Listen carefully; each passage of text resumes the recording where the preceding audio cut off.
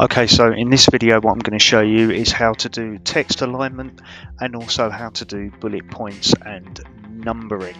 So firstly, let's do text alignment. So here I have an address that I've typed in here. Now for a letter, we might want this text to be over on the right hand side of the page, and in order to do that, what we do is we go up to this section of the page here, and what this gives me is options. This one is selected already, and this will align everything on the left. But if I select the one next to it, it'll align it in the middle, and if I select the next one, it'll align it on the right. So this would be the correct position for an address to be. Okay, so let's talk about bullet points. So these bullet points here, and these are often used to highlight certain things in a document, such as key points to consider, and I will just take them off for now.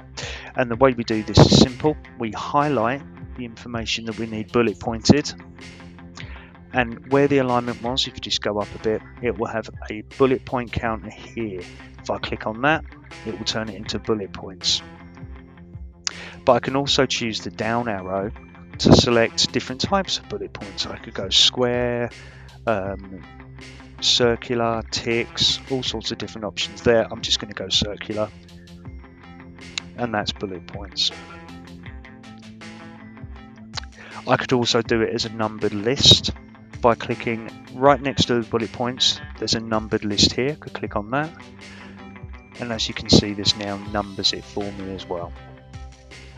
Again, I could click on the down arrow, and this allows me to select different options. I could do numbers with brackets, Roman numerals, letters, all sorts of options here for the way that I want to break that down.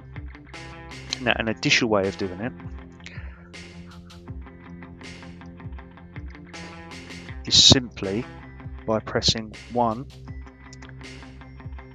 The computer will automatically do it for you, and when I go to a new line, it will bracket it as number 2 and break it if you keep going. So those are the two ways to do bullet points.